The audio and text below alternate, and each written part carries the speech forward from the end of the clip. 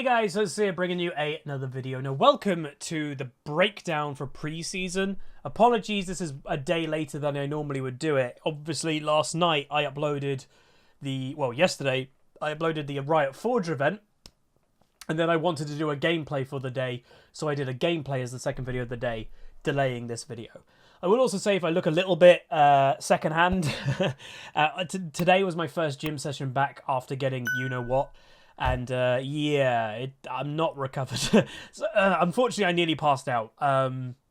Luckily, it does feel like my strength is still there, but the tank, the engine that keeps me going, yeah, that just isn't recovered at all. So, yeah, maybe that was a little bit too early to do that. But anyway, let's break down preseason. So this video, I will say, might be a bit long. I'll try not to make it really long, but I do want to obviously go in to everything what's happening. So just to mention, as a very brief summary, we've got the 2 new dragons, we have 6 new items, we have 24 items that are being updated, 3 changes to runes, and objective bounties. So that in essence is pre-season. So again, not really crazy changes. So, you know, all Riot's really doing is, the season before last, they introduced the Elemental Dragon system. So this pre-season is just adding on to an older system. And then the item update from last season, they're just adding on to it and updating that. They're not really introducing anything really new. Whether that's a good thing or a bad thing, I don't know. Not every single pre-season has to be like, wabam, so many changes, because yes, sometimes change is good and it's healthy, and that's probably why League is so popular and successful, is because it has changed, but you don't have to always change, you know? You just don't. So the patch highlights, again, it's actually quite small, isn't it? So let me make it bigger and then bring it up on the screen. Give me a second. We'll just take uno momento. There you go. I'll just leave it like full screen so you can see it clearly. So there's the new items. So Crown of the Shattered Queen, Even Shroud, Axiom Arc, Shadow Flame, Winter's Approach, and Fumble Winter. We have objective bounties, item changes, so 10 changes to tank items, mage items, which they have obviously said, and then, in my opinion, for some reason, I have no idea why, lethality items. We also are getting over to the right-hand side, before we get to the skins, etc., the new runes or rune changes. So First Strike is the brand new rune, and we're getting updates to Glacial Augment and Lethal Tempo. I will just say, of first impression, First Strike might be a bit too strong, and Lethal Tempo might make top lane an absolute fiesta. Like, there are some champions that are, in my mind, going to be insanely scary with that. Aurelia, Darius, in giving melee champions increased ranged autos is a rocky road to go down, I would say. And then finally, we've got the Caitlyn ASU, which is the just visual update to her. More matching, well, just updating her, bringing her to modern day. And then, yeah, we're getting Arcane Caitlyn, Arcane Jinx that you'll be able to get for free. And then we have a really weird skin line, Cafe Cuties. So probably very much for the kind of more Asian market, I would say, because yeah, it's a bit weird, but, you know, it is what it is. Skins are, as we all know, you don't have to like all skins, and that's fine. Everyone's got their own tastes. But anyway, just to mention as also, so the Cafe Cutie stuff will be, this is actually quite long. The Cafe Cutie ones aren't coming out until December the 2nd, so is there not a patch in 2 weeks? Because, like, why are they announcing them now if there's another patch in 2 weeks? Because in 2 weeks, it would be December the 1st. So they could have just announced them ones in 2 weeks, unless there isn't a patch. And then the Arcane Caitlyn is November 22nd, so in a few days. And then Arcane Jinx is November the 24th, which is after, both of them are after the finale of Arcane, which obviously is this upcoming Saturday, the final 3 episodes. But anyway, into the Arcane. So I'm not really going to cover any of that stuff. It's obviously inspired for the Netflix series, and there's a bunch of stuff you can do. All right, so the first thing that we're looking at is new, is objective bounties. So this is how they're going to look on the map when one is active. So if you're so far behind the enemy team, there'll be objective bounties, and if you kill a dragon, you kill a tower, whatever it may be, you get so much gold, and it's divided for you and your team. So yeah, it's another way for losing teams to get back into the game, in addition to champion bounties. And this really is kind of a testament to Riot's kind of balanced design at the moment. Riot don't want to make the game technically less damage orientated or snowball orientated. They know it's very snowbally. They know the damage is high. They're just giving a tool to try and counter that. They're not toning down the damage really. They're not toning down the snowballiness, but they're giving you a chance to do something about it. That's kind of it. So again, objective bounties activate only when a team is sufficiently behind, and objectives that'll pay out bounties are highlighted on the minimap for both teams, by the way. If the losing team takes an objective with an active bounty, each of its members will receive objective bounty gold. And then these are the amounts. So I think this is base level. So objective bounties are calculated in the background based on 4 factors. Obviously, I went through this when I had my dev meeting a month ago, whatever it was. XP lead, gold lead, dragon lead, and turret lead. When they activate, each objective available to the team that's behind gains a bounty. Bounties start. There you go. Start at the following, and they split evenly among all 5 members. So Elder Dragon and Baron are 500 gold, so you'd each get 100 gold, which is not a game-changing amount, let's be honest. Drake and Rift Herald, also 500. Outer turret is 250, 400 for inner turret, and base turret 400. That's how they start as. If you're really far behind, these could be 1,000 gold, and you get 200 gold each. So they do scale up. So as the losing team falls further behind, these base amounts can increase up to additional 60%. So they can't actually get up to the 1,000 gold mark then. They can get near it though. That would be what, around just over 750 gold, I think, if my maths isn't wrong. Again, my brain is a bit dead from nearly passing out earlier, but anyway. The exact bounty for each reward will be visible under the losing team's objective icons in the map. So there is this now that will show, there's the amounts shown of how much the bounty is worth. So there's that. Jungle changes. So there's the 2 new dragons. Obviously, I've given my opinions about these. Really not a fan of Chemtech Dragon. That hasn't changed at all.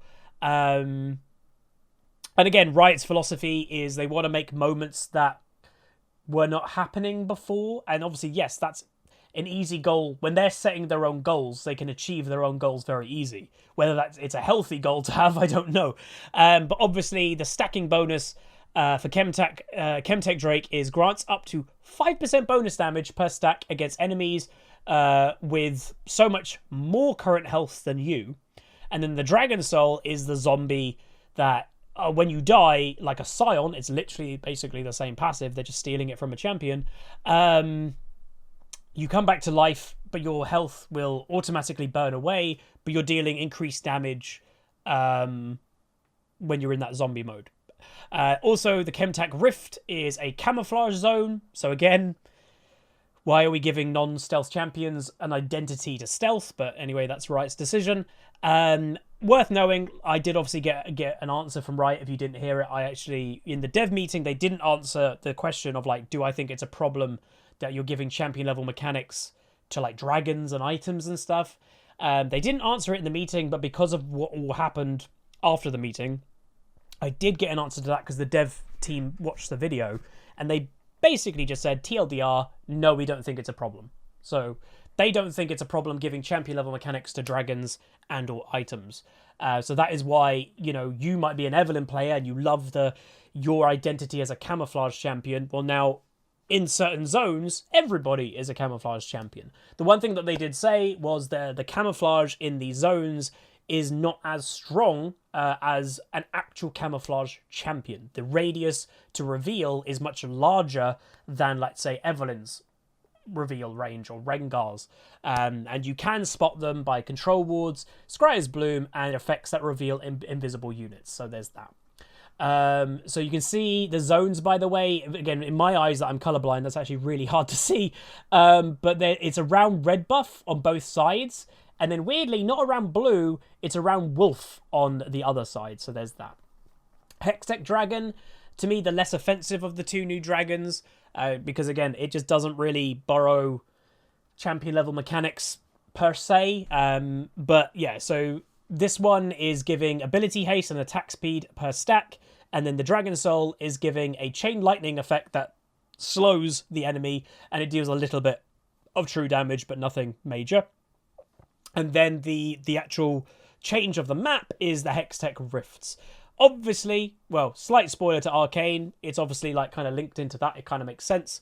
But these are portals that kind of like a Bard E, but basically Bard E on steroids, because it goes over like whole territories, not just one wall. And these link that they're one directional from base outward, and only, I believe, that, let's say, blue team here, they're the only ones that can use these, and red team are the only ones that can use these. So if you're red team and you're in blue team's base, you cannot use these to escape, I'm pretty sure. But both teams can use these ones over Dragon Pit and over Baron Pit, and they're both directional. And each of these have a 30-second cooldown individually per champion. So just because your support uses it, it doesn't mean you can't use it as the AD carry. It's individual to you. I don't mind these as such.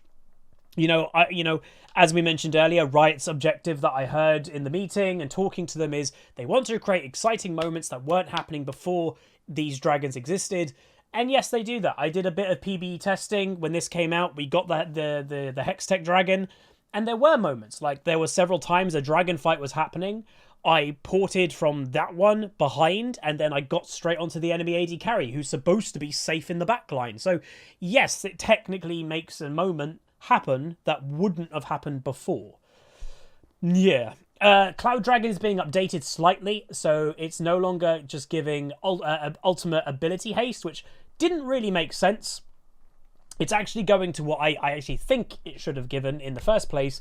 Movement speed. So it's Cloud Dragon. The whole zone, when it's a cloud map, is movement speed. So it's actually now giving, per stack, 3.5% out of combat movement speed. But the bigger potential thing is 3.5% slow resistance. So if you get 4 stacks of Cloud Dragon, you are going to be 1, very speedy out of combat, and 2, in the middle of a team fight when there's slows going on, etc., you're not going to be bothered with them, really. Like, you're going to have a high resistance to slows. So that is quite good, and I agree with that, definitely. Rift Scuttler, so they are changing it because Rift Scuttler, since it's been introduced, has just created headaches in the jungle. Of one jungler gets really far ahead of the other one. So the first Rift Scuttler spawn has been too impactful in deciding the outcome in the early game. It's that kind of aspect that if your team knows how important the Rift Scuttler is, your bot lane will come and help the jungler secure it. But if you're a jungler that your team just doesn't help you at all, your whole team screws you for not helping, and it sucks. And it's like, well, it's not my fault as the jungler that my team isn't helping me get this rift when 3 enemies are helping their jungle. Like, you need to help, and that's how important they are. So they're toning down the importance of them. So the first Rift Scuttler will have 35% reduced health, so you can kill it quicker. But also, it grants 80% reduced XP. So it's still worth getting. It's 20 XP, I guess, compared to what the normal. Yeah, like, it's not going to give you a whole level on an enemy jungler anymore just because you didn't get it, but their jungler did. That's good, because that's the big snow. Like we said earlier, Riot isn't looking to like really affect snowballing. In that, they are. So that's good, because jungle snowballing has been a thing since Rift Scuttle has been introduced. That is toning it down, which is good. New items. So, again, not going to go crazy in depth of these, because I will say we're in pre-season. A lot of the balance of these are going to change. So I'm not going to go over the cost of it, how much ability power or anything. I'm just going to say, what does the item do? So Crown of the Shattered Queen.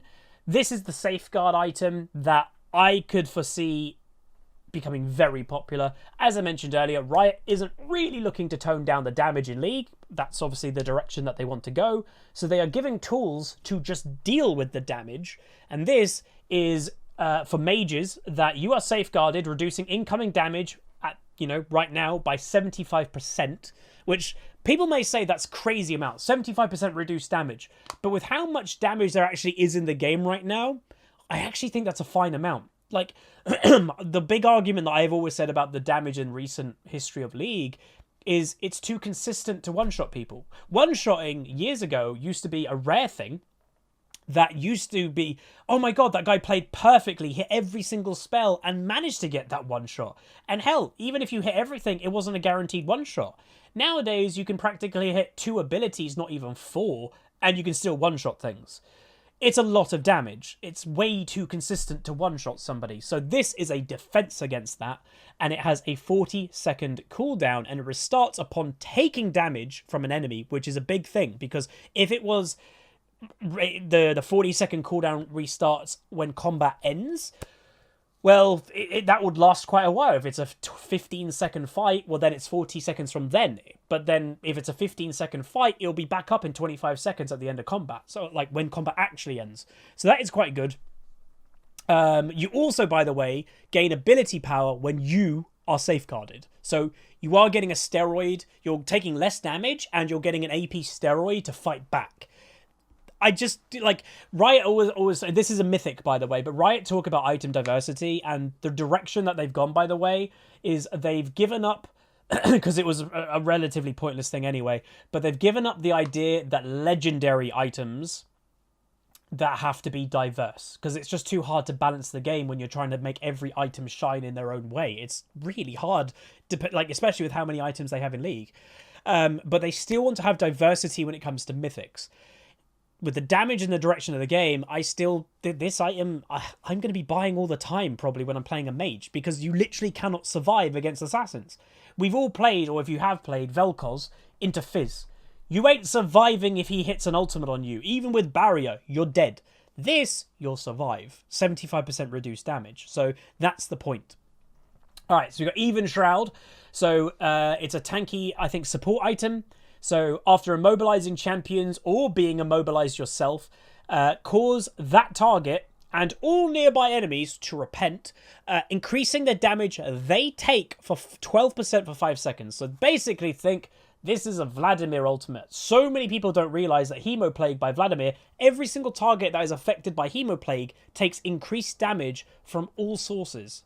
You know, your allies do more damage to them. That's what this is doing. So it seems quite good. It's an aggressive support item for engaging supports. So like Leona would normally go Locket, but she might not be able to activate Locket for her AD carry in the background because she might not be in range of them in a team fight. Well, if she like goes into the middle, CCs 4 people, those 4 people now are taking 12% increased damage, and that is benefiting the AD carry that's still hitting them from the backline. That's really good. So once again, yeah, I still see some people still building Locket. Maybe if you're playing, you're a defensive player. When I'm playing Leona or Alistair or hell, even Thresh, I'm going to be buying this probably every single game. So yeah, why not? Axiom Arc. So this is the new, very questionable item, I will say, that, let's be honest, lethality assassins have not struggled in this season. They've been pretty much meta most of the season. Maybe they tailed off a little bit at the end of the season, but not really. They're giving them a really powerful item that basically it's a attack damage, ability haste, lethality item that whenever an enemy champion dies within 3 seconds after you've done any damage to them, it could be one auto, it could be an ignite tick, anything, it refunds 25% of your ultimate's cooldown. So in late game, it's very reasonable for a Zed to have a 30 to 40 second cooldown on his ultimate. If Zed just has a random team fight and he like does a bit of shadow, like ults at the beginning of it, so it goes on cooldown, but then just does shadow damage to 3 enemies, by the time he gets the refund back, if those enemies die, his ult will be back up in the same team fight. I don't know about that. Like, when I saw it, I was like, right, serious? Like, okay.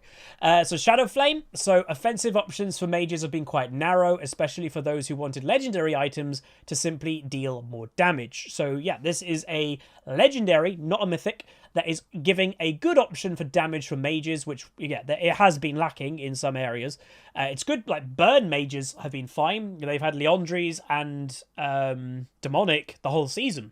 But for... weirdly, even though I'm about to say this, Mages haven't had great burst options. Yes, you might still be getting one-shot by mages, but that's because of the balance of the game, not actually the items, if that makes sense. So damage to champions benefit from 10 to 20 magic penetration based on the target's current health, so a good tank killing potential option for mages. And it's also... it gains the maximum magic penetration if the target was recently affected by shields. So this is also an anti-shield item for mages, which they have never had. They've never had an anti-shield mechanic. Obviously, we've only recently been introduced to Serpent's Fang, I think it's called, that's an anti-shield mechanic too for AD champions. So this is just the equivalent for mages, and I'm fine with it. Like, again, probably going to be fairly common to buy for mage now. Winter's Approach. So if I'm not mistaken, yeah, Winter's Approach eventually becomes Fumble Winter as like an upgrade item. So tanks who need mana can really struggle during team fights as they slowly grind through their mana bars. Let the spell spamming commence. Thanks, Wild Rift. I don't know why they're saying that, but there we go. So this is a tank item that's giving health, mana, ability haste. So like Sejuani comes to mind maybe. The passive also is gain bonus health equal to 8% of your mana, and then the mana charge passive is strike a target with an ability or auto attack to consume a charge and gain 3 bonus mana, doubled if the target is a champion. Grants a maximum of 360 mana, at which point this item transforms into Fumble Winter, which is a more powerful version, obviously. And then it has the Everlasting passive, which is slowing melee only or immobilizing an enemy champion. So if you can if you're a melee champion that slows, you will benefit from Everlasting. If you're a ranged champion, you have to immobilize something to get the effect. Or if you're melee, you can slow or immobilize. It consumes 3% of current mana and grants a shield for 3 seconds, absorbing 100 to 200 in brackets plus 5% of your current mana, damage, 8-second cooldown. The shield is increased by 80% if more than one enemy is nearby. That's a very, very powerful mana heavy tank item. That's a big shield that you'll be getting every 8 seconds in a team fight. That's really good. So again, can see many champions buying that. Malphite, Sejuani, Cho'Gath. That's really good for them. A Mumu probably even. So that's great. That's a nice item that I think has been missing from the game. Tank items. So they're just doing a very small update to tank items in general. So updated Immolate passive. The reason why they're doing this is because, again, we want diversity in things. But then all the tank items basically feel the same. They all immolate. But Bami's has got Immolate passive updated, is now also execute minions that would be killed by 1 or more tick of Immolate. So that helps tanks, I'd say, quite a lot, especially with my last hitting. Frostfire Gauntlet, though, has been updated. So it's still got the Snowbind passive, but it's changed. Is basic attacks create a frost field for 1.5 seconds that deal certain amount of damage, magic damage, to all enemies in the area. Enemies that move across the area are slowed. So these are actual ice particles that spread away from the item, and if you walk into it, you do get slowed. So that's quite good. Again, a lot of team fight focus, I will say, in these. Like, even for like the assassin lethality item that refunds the cooldown, that's a team fight item, because assassins struggle in team fight. They can just do their one big ult combo and then they're useless in a team fight. Well, now if they do damage to 2 or 3 people, their ultimate could come back in the same team fight, thus making them not useless in a team fight anymore. That's kind of the vibe that I'm getting here. Turbo Chem-Tank, sorry. So they have removed the Immolate passive from it. This is my point, is they are trying to separate the items of tanks because it has been very samey for all of them. But they're adding something called Refuel. So moving and dealing damage fills up the Chem tank, which again makes sense with the name more now. At 100 stacks, your next basic attack deals 40 to 120 plus 1% max health plus 3% movement speed, magic damage to all nearby enemies. Increased by 25% against minions and 175% against jungle monsters. So very much helps the jungle clear in that aspect. It also updated the empowers each of your other legendary items with now ability haste and 50 health. So very tanky. Again, if you're going to go the tank Hecarim build, this would probably be good. Nunu, this would probably be good. That's kind of the vibe that I'm kind of getting here. Sunfire, just getting a little balance changes there, and the updated is giving slow resist and tenacity per legendary item and health. So that's going to be really good, again, for team fighting, where you're getting CC'd more in a team fight, you're getting more tenacity and you're not being slowed as much. That's pretty good, just saying. But anyway, alright, so Abyssal Mask. This is another tank item, obviously. So last season's Abyssal Mask was powerful for champs who could use its Immobilize effect, and pretty much only for those champions. We've reshaped it to be more of a hybrid offense/defense tool that shines against magic damage comps or large team fights. Again, that team fight thing just keeps coming and coming. So the cost is unchanged. The recipe has changed a bit, but the big thing, like I mentioned, we're going in is the passive. It's been updated, so it used to be immobilizing enemy champions increases the damage they take by 15% for 5 seconds. They've changed it now is curse nearby enemy champions, reducing their magic resist by 5, plus 1% bonus health, max up to 20. For each cursed enemy, gain 7 magic resist. So again, making you very tanky and also reducing their magic resist as well. So that's quite good. Not bad at all. Force of Nature is being updated once again. Again, a lot of updates here. Becoming a more powerful magic resist item by the looks of it. They've updated Absorb is taking magic damage from enemy champions, grants a stack of Steadfast, maximum 6 stacks for 5 seconds. Enemy immobilizing effects grant an additional 2 stacks. So there's that. And then there's new is while at 6 stacks of Steadfast, take 20% reduced magic damage and gain 10% increased movement speed. So they are buffing mage items, but then buffing anti-mage items as well. That's kind of the funny thing. Knight's Vow, changing it slightly. So while your worthy ally is nearby, the one you link to, redirect 10% of damage they take to you and heal for 8% of the damage they deal to champions. If they have less than 30% health, redirect 20% of the damage they take to you instead. That's quite good. So, yeah. So it never used to heal you for the damage they're dealing. That could be very strong. Very strong. Aegis, cost update. Stoneplate, cost update. Locket, cost update. Mage items, Frostfire is just little tinkering changes. It's cheaper, the recipe's changed, and it's giving less ability power per passive for other legendary items. So technically a nerf, but it's cheaper. So you get it earlier into the game. Which again is one of the struggles of mages, is an AD assassin against you can buy a cheap lethality item that's not even a mythic and kill you before you can get to your mythic as a mage. So that's kind of a defense to that. Demonic Embrace, so very popular obviously. So they're changing it a bit, giving it more health, less ability power, and they're updating it is dealing ability damage burns enemies for 2% melee, 1.2% range, max health magic damage every second for 4 seconds. No longer grants bonus resistances while enemies burn, so reducing the tankiness of it. But the new thing is gain 2% of your bonus health as ability power. So again, very tanky aspect to some of the ability bruisers out there. Hell, even some mages, again, with how damage heavy the game is, I'd still probably build this on Anivia because it's a good damage item for her. And you're going to be so beefy with health. Anivia gets quite beefy with health anyway. It's not a bad thing, and you're still going to do decent damage. Archangels, so they are changing it of grants ability power equal to 3% bonus mana. It's now gain ability haste to 0.5% bonus mana, but they're giving it health. So again, the tankier aspect. So again, they're not doing anything about the damage in the game. They look like they're just helping the tank options with the game as well. So it's like kind of countering it, if that makes sense, but in a really weird way. You could counter the damage in League by just toning down the damage. They're not really doing that. They're just toning up the tankiness. They're giving everything more health and stuff like that. Weird. Seraph's obviously is being updated as well in the same way. And yeah, that's actually being updated a bit more. Increases your maximum mana by 5% plus 2.5 per 100 ability power. They've now done restore health to 40% of mana spent. So this is kind of similar to the way that old Seraphs used to be. Old Seraphs was a shield that, you know, was quite useful for a mage every now and then. It's not a shield, but it's a health restore. It heals you. So that's quite good. I don't mind that at all.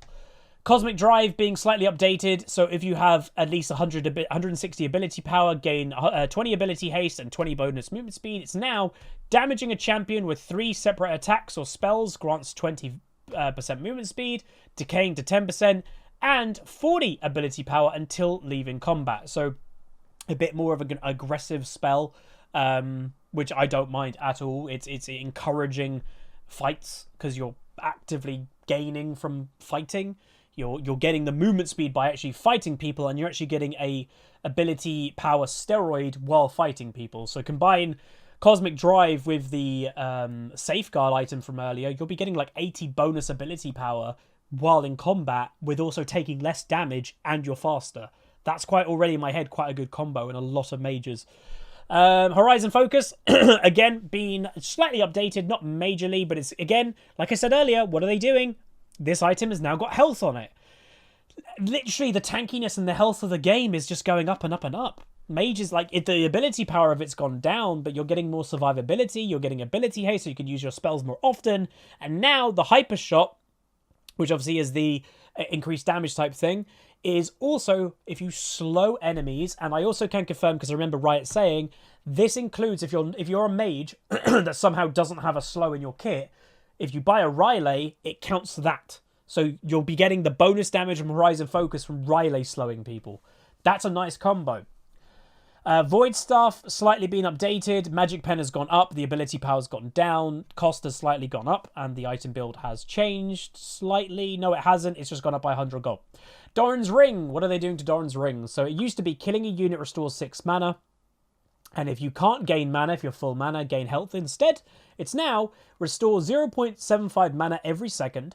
Damaging an enemy champion increases this amount to 1.25 mana every second for 10 seconds. And if you can't gain mana, restore 50% of the value as health instead. So again, it's that less of a passive change, and it's encouraging you, yeah, poke the enemy champion a bit, fight them a bit. You'll get more mana back by actually dealing damage to the enemy champion. So that, again, is the vibe that they're seeming to be going with in this preseason. HEXTECH Alternator, all they're doing, like we mentioned, is adding health. And then removing other things. Rocket Belt, cost is, well, the build to it has changed. Night Harvested, the build to it has changed. Lethality items, so the stealthy, weird item of Dustblade nowadays. It's becoming cheaper, which is what we all needed, an assassin to get Dustblade quicker. But anyway, is the bonus AD on your next basic attack against an enemy champion deals. It used to be 65 within brackets plus 25% bonus AD. It's now 75% base and 30% bonus AD for melee champions and a less amount for ranged. So it's a buff, arguably, to melee assassins. Yay. Eclipse. So again, very much kind of a similar vibe. It's a buff. So it used to be a cooldown for melee champions reduced from 8 seconds. It's now 6 seconds and it's cheaper. And Prowler's Claw, the same. So it's cheaper, and the dash damage used to deal 65 plus the same 25%, and it's getting the exact same treatment as Dustblade. Who knows why? And then Yumu's is becoming more expensive. So what looks to actually be happening here is it's very common for an assassin just to buy a Yumu's first and then buy a mythic. Maybe Riot's like, no. Buy the mythic first. That's what we want every person to do. We want you to buy your mythic first and then buy other things. So maybe with the buff of these items, people, for an extra 100 gold, you will buy the mythic instead. First strike. I'll be honest, I am surprised this has made it to preseason. It hasn't really been balanced from what I can tell in PBE. And again, from the Riot Dev meeting, they don't use the PBE for balance, unsurprisingly. I can just see this being good on so many champions. Gangplank obviously is coming to mind. Jace potentially even as well. So yeah, so it's the replacement, obviously. Proto, you can see that at the bottom there. Omnistone, go bye-bye. First Strike, hello. So the First Strike passive is basic attacks or abilities against an enemy champion within 0.25 seconds of entering champion combat. Gives you just 5 gold, which is basically nothing, but the First Strike bonus for 3 seconds. It causes you to deal an extra 10% of damage against all champions, and granting 100%, 70% for ranged, of bonus damage dealt as gold. So it's also got a 25 to 15 second cooldown, depending what level you are. So once again, this is granting 100% of the bonus damage dealt as gold. This isn't all the damage you do, you get it. So if you do 2,000 damage in these seconds, for 3 seconds, you get 2,000 gold. No. So this is, if you're a melee champion, let's give that example because it's easier. The 10% extra damage you're doing from the first strike buff, that is what you're getting as gold. So if you do, let's say, normally without this, let's say you do 1,000 damage, right, to an enemy champion in those 3 seconds. But because you have first strike, you're going to be doing 10% more damage in those 3 seconds. So let's just say, for basic math, instead of doing 1,000 damage, you're now doing 1,100 damage, 10% more. So that means you did 100 more damage, 1,000 normally to 1,100 because of the 10%. So that means it would actually give you 100 gold. If you're melee, it would give you 70 gold if you're ranged, in that example. And obviously, a lot of these little fights, you're not going to be doing 1,000 damage, potentially 1,100 damage with the bonus damage. You're not going to be doing that much damage. You might be doing 200 damage, 300 damage. And so the gold amounts might, on average, be like 20 gold here, 40 gold here. That's the idea. It's very, very reminiscent of Kleptomancy back in the day, because Kleptomancy rewarded you for attacking a champion. You got a random thing. You could get a potion, a ward, or gold. It's encouraging you to fight and not just poke, because you just get 5 gold for poking. It encourages you to poke first, so you have to engage the combat, hence the name First Strike, and follow through with it to get the maximum amount of gold in those 3 seconds. That's the idea. And then not a second strike is, if an enemy strikes you first strike still goes on cooldown without providing any of its bonuses. So you can get counted heavily if you go first strike. Let's say you're playing Gangplank and you don't know what you're against, but you're playing first strike Gangplank and someone plays Jace. If he auto-attacks you or Qs you, your first strike is going on cooldown, and if you don't get any damage on him, it will go on cooldown for the 25 to 15 seconds, and you've gained no benefit, and it's on cooldown. So that is where I think they have actually toned it down. That's good. It's not as oppressive as I get to decide whenever I use First Strike. No, you don't. You get to decide if you engage. The enemy gets to decide if they poke you more than you poke them. So that's good. Omnistone is gone. Glacial Augment's been updated. The Freeze Ray has been removed, but they've updated it heavily. Is immobilizing an enemy champion cause 3 Glacial Rays to emanate. So again, very similar to what we saw earlier with the tank item. This is more Frost though.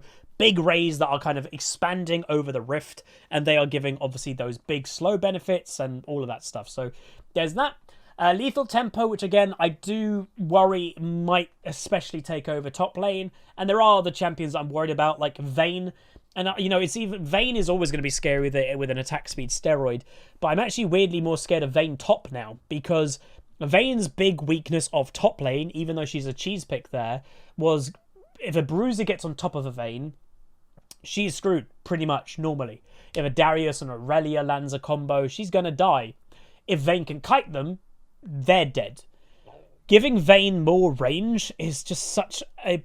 Oh, for top lane, I honestly could see Vayne for a while being a really permanent ban for a lot of players, because I could see the popularity of Vayne top growing. Anyway, so this is gain attack speed for 6 seconds while striking at least one enemy champion for each auto attack. This effect stacks up to 6 times, and you gain 15%, I think, per stack for melee and 5% for ranged.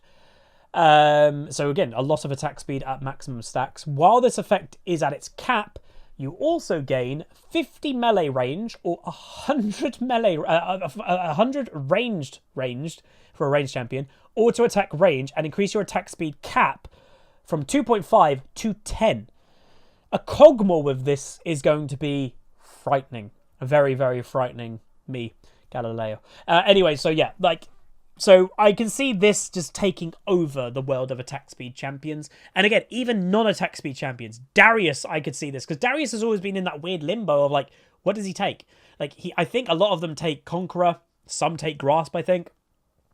I think you're just going to take Lethal Tempo now. Because you'll go Lethal Tempo and then go Resolve second. and you'll be attack speed steroid boy that has increased range with a massive axe. You know, 50 range is not bad for a melee champion increase, but like that, as I said earlier, the attack speed, so melee champions are gaining more attack speed but less range, where range champions are gaining less attack speed but more range.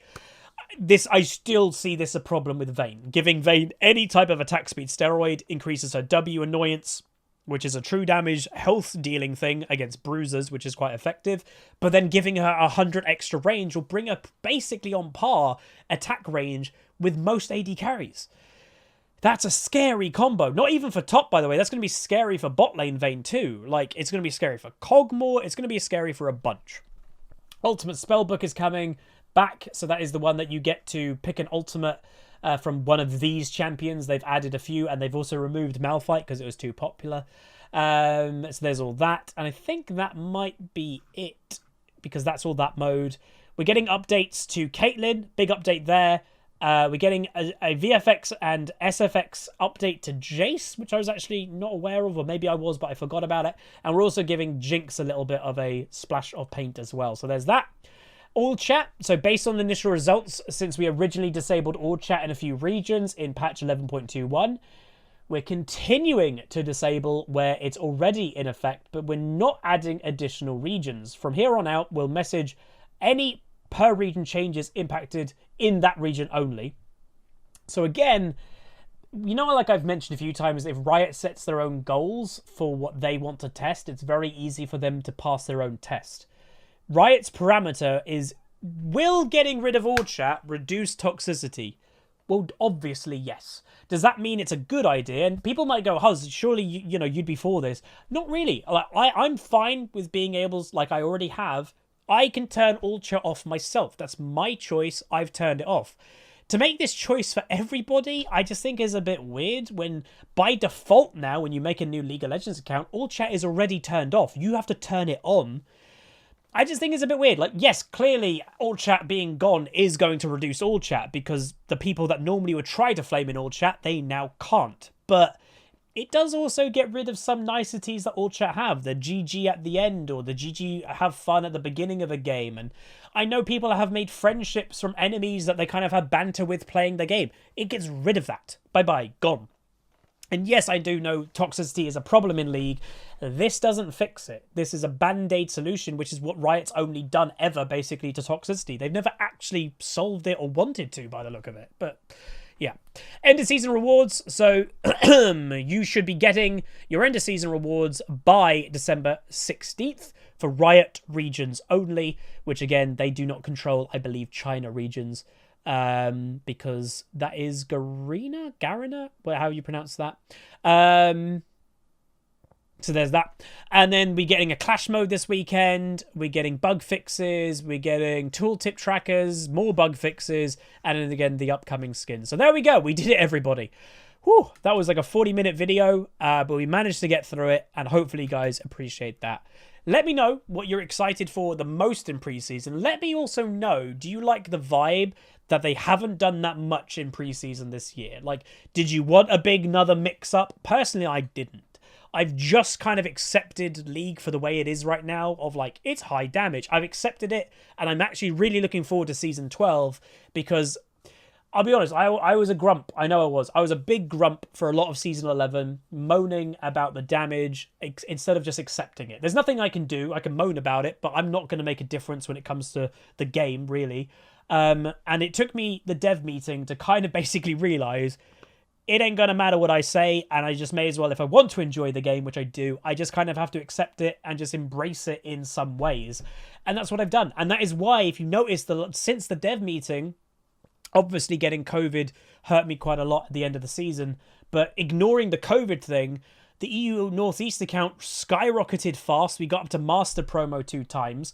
The Huzzy account, we recovered back into Diamond, so we did officially finish Diamond on the Huzzy account. So many good things happened from accepting it. I started playing better. I started having more fun. I started laughing more in videos instead of just being annoying and salty all the time. And yes, still, I do think the damage is too high. I would like it to be toned down. That's not going to change, but at least I'm in a mind frame that I can just play the game now. So I am looking really forward to Season 12. I'm actually excited for a new rank season. And they haven't mentioned it here, but just also to make the announcement, if you've not heard, I'm sure they'll make it later in preseason, but the placement games in the upcoming season are going to be harsher than they have been, which I think is a good idea. They're not doing a hard ranked reset, which maybe League could need, but it is going to be harsher. So let's say you finish preseason, because it goes off your preseason rank. So if you rank up now, it does help you for your upcoming placements in season 12.